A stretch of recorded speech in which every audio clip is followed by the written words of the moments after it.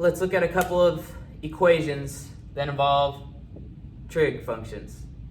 All right, so the directions ask us to solve each equation for x's between 0 degrees and 360 degrees. So you have to read the directions to know whether we're in radians or degrees. So since this is expressed in degrees, okay, our answer should be expressed in degrees, not radians. All right, so we have -5/2 is equal to -2 plus sine x.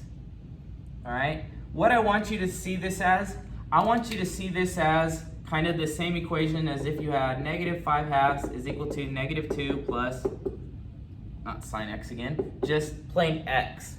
What would you do first? Because the first step in this equation is going to be the first step in this equation.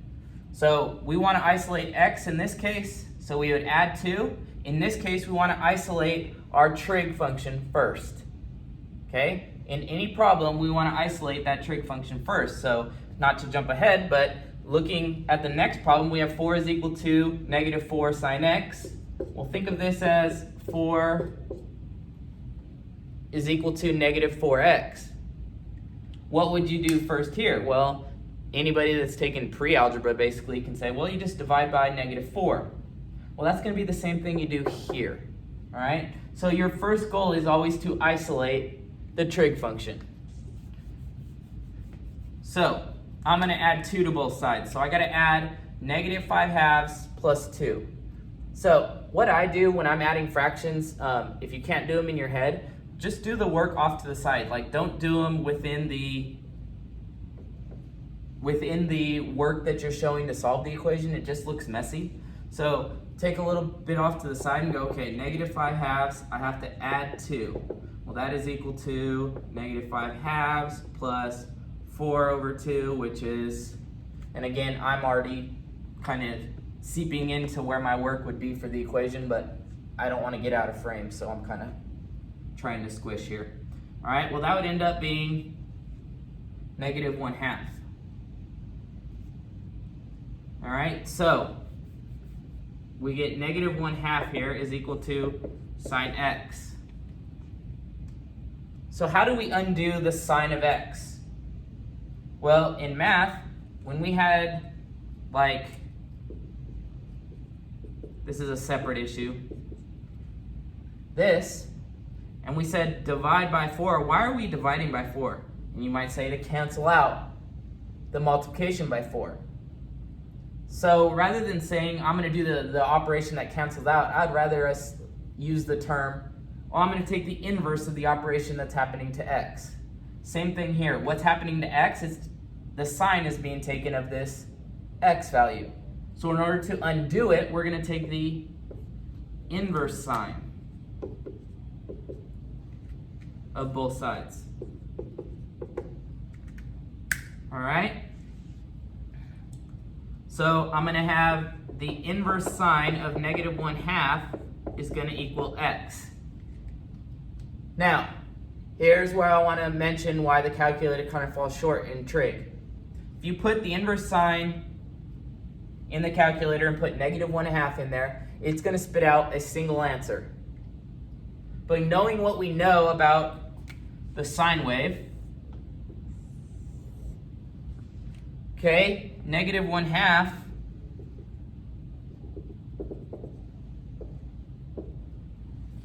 okay, it hits in 2 places, so there's 2 angles. And we know those angles are in the 3rd and 4th quadrant. All right, so just be careful if this is a calculator problem, which I'm going to ask you to do the assignment without a calculator. If you can do it without a calculator, you can do it with a calculator. All right, so 1/2. I can do this on my hand using the hand trick, so we have to fold in the finger that puts one finger below. Okay, all the sine ratios are over 2. So you look at your hand and go, okay, well, if I pull in this one, this is the finger that I gotta pull in. So we're looking for those 3rd and 4th quadrant angles that have a sine ratio of 1, or a sine ratio of 1/2. Or a reference angle of pi over 6. All right, so in the 3rd quadrant, go to my There's a reference angle of pi over 6 in the third quadrant. We're looking for this angle that starts from the positive x-axis and goes all the way around. So that angle is going to be from here to here is pi, but then we're pi over 6 past that. All right? So that's going to be 7 pi over 6. Now the other angle we're looking at is the fourth quadrant angle that has pi over 6 as a reference. Okay? So pi over 6 is from here to here, so it's short of 2 pi. So we take 2 pi and subtract pi over 6, which we get 11 pi over 6. And that's the solution to this equation. I just now noticed that when I was going back and reviewing the video that I answered these questions in terms of radians, and I even mentioned at the beginning of the video that it should be in degrees. Okay? So I want to go back and correct that. So we're at the point where we had x is equal to the inverse sine of -1/2. And we know that it's going to be in the third and fourth quadrant because that's where sine is negative. All right, so we figure out the reference angle. So we figure out what finger we have to pull in to get one below. Well, that's the 30-degree finger. So we know since the ratio is negative, it's going to be in the third and fourth quadrant, and the reference is going to be 30 degrees. So the first angle that I'm going to have in blue here, that angle is going to be 180 plus 30 degrees, okay, which is 210 degrees. Now the second angle is going to be this red one.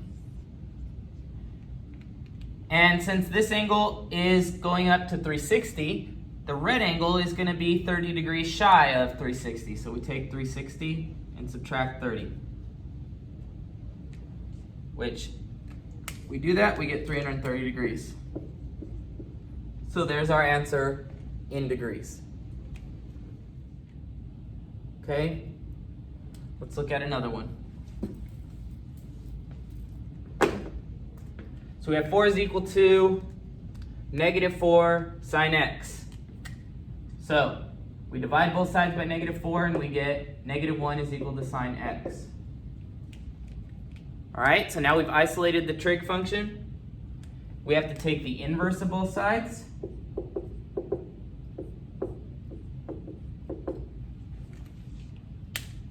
Okay, so we end up with x is equal to the inverse sine of -1. All right, so -1 would be, if we're using our hand, okay, the way we get a 1 is we have 4 fingers above because it's square root 4 over 2. So we put the 0 degree. But it's negative. I'm sorry, we put this one because it's below. I'm thinking cosine. Please forgive my mistake. So below we want 4. So it's the 90-degree finger. Okay, but we're -1. At 90 degrees, it's positive. Okay, because it's above the x-axis. So it's the angle that has a reference of 90 degrees, but it's below the x-axis, so that's 270. Now, I get that that can be a little confusing. This is where your graph can come into play, if you remember the wave. The lowest point's -1, so we're looking for this angle right there, and if you remember your graph, it's just 3 pi over 2.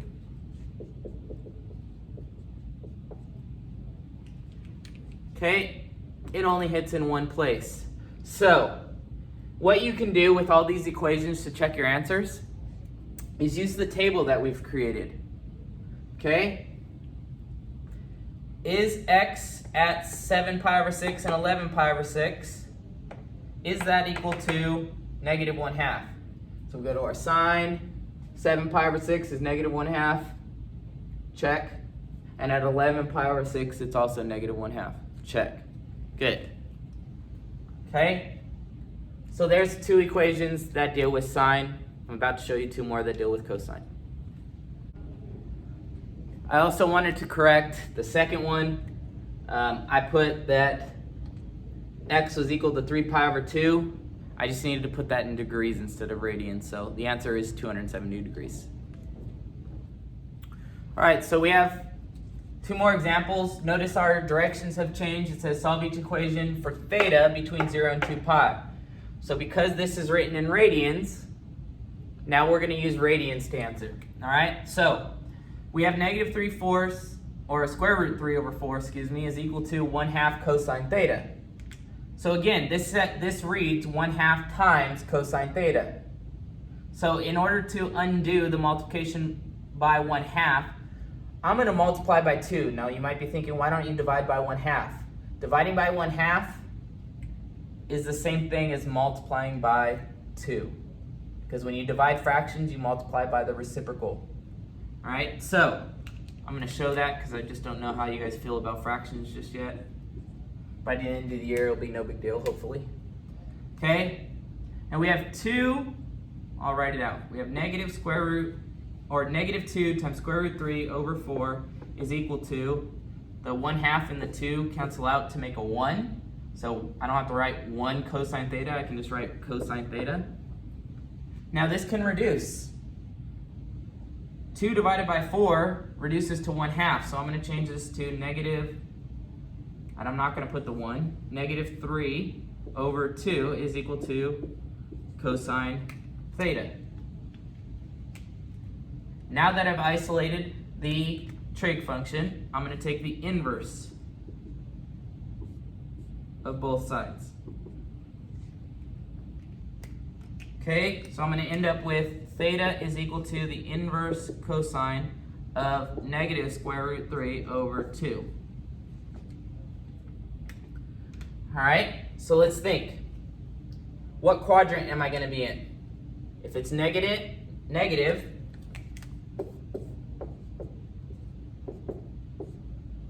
it's going to be in this quadrant and this quadrant.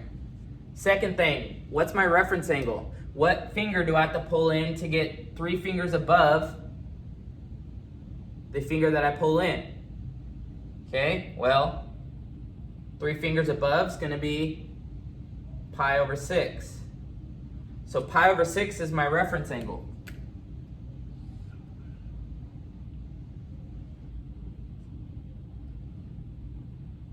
So if this is pi over 6, and I want to know that angle in red here, how do I figure that out? Well, it's just pi over 6 short of pi, so this angle is going to be pi minus pi over 6, which is going to be 5 pi over 6. Now what about the third quadrant angle? Well, the third quadrant angle is going to be pi over 6 more than pi, and we've already done that. That's 7 pi over 6. So there's your two angles. All right, so moving on to the next one. We have 3 plus cosine theta is equal to 6 minus square root 2 over 2. It looks intimidating, but it's not that scary. Okay, let's work through it. We would subtract 3 on both sides. All right, so again, I can't work off to the side. I'm going to do the work here and then erase it. But I would typically, when I'm going to subtract 3 from this, I would do that off to the side so I make my process of solving look clean. All right, but I would have 6 minus square root 2 over 2 minus 3. Okay, well, I need common denominator, so I have this. So this would equal 6 minus square root 2 minus 6 all over 2. Well, 6 minus 6 cancels out. So we're left with negative square root 2 over 2. Okay, once we simplify that. So I'd have cosine theta is equal to negative square root 2 over 2. So taking the inverse of both sides, I'd have theta is equal to the inverse cosine of negative square root 2 over 2. Okay, notice in this one I didn't put the inverse on both sides. You don't need to. It logically flows that this is an equivalent statement. Okay, so we need to figure out what two angles. Okay, so again, it's negative, so we're in the second and third quadrant, because that's where cosine's negative. And we need to look for what reference angle gives us square root 2 over 2. So pulling this finger, and that is the 45-degree finger, sorry, pi over 4. So we have second and third quadrant.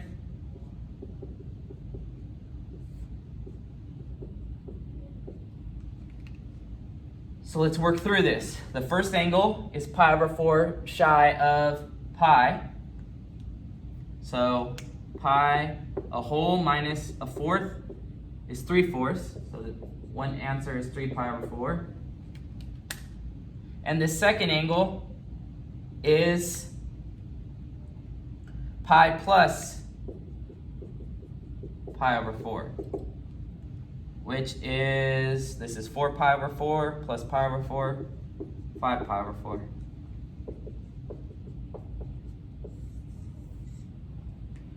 And we've just solved for theta between 0 and 2 pi.